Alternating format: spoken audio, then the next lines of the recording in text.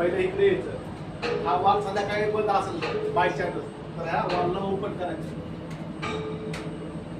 हा वाल ओपन झाला.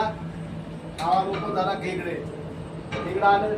एक नंबरचं स्विच एक नंबरचं स्विच ऑन करायचं. ऑन केलं याच्यावर डिस्प्ले येईल. हे पॉवर ऑनचं याला वाट राहू देतं. त्याला मॅन्युअल मध्ये टाकायचं. मॅन्युअल मध्ये टाकलं हे द्यायचं. इथं आलं याला बॅकवॉटला घ्यायचं.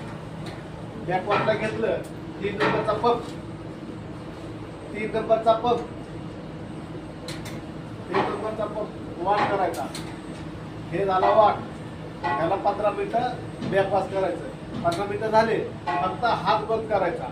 त्या दोन्ही बटनाला हात लावायचा नाही. परत ह्याला काय करायचं ह्याला प्रेस करायचं. ह्याला रिसवर घ्यायचं. रिसवर घेतलंय की परत 3 नंबरचं बटन 15 मिनिटं चालू ठेवायचं. 15 मिनिटं झाले परत बंद करायचं.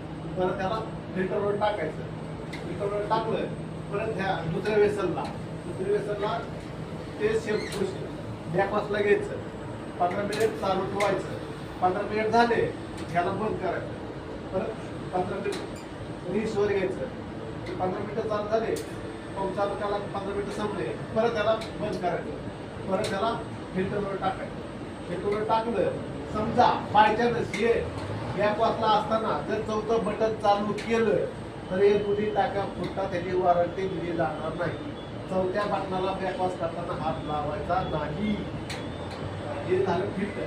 फिल्टर जर झालं इकडे फक्त एकच बटन ऑटोमॅटिक टाकून द्यायचं. झालं तुमचं ऑटोमॅटिक चालू. आणि हे दररोज 20 लिटर पाण्यामध्ये 200 ml केमिकल टाकणं गरजेचं आहे. जर 200 ml 40-35 लिटरचा डबा नाही टाकला तर तुम्हाला लेबरची वॉरंटी गॅरंटी भेटणार नाही. आणि दुसरी गोष्ट तुमच्या टाकी आहे जी वॉटरची टाकी ती जर रिकामी झाली या बोटला पाणी नाही घेतलं ही बोट पंप जोडतो. हा पंप जळाला तर त्याची पण गॅरंटी भेटणार नाही. पाण्यात कमी पडल्यावर झालं. हे झाली तुमचं गोष्ट. हे तुमची टाकी भरली. हे टाकी भरली हे तुम्ही हे कुलिंगचं बटन हे टाकी पूर्ण 2 नंबर हे फक्त चालू सुरू होते. 4-5 तास चालू देते ऑटोमॅटिक कुलिंग चालू. काय ते इथे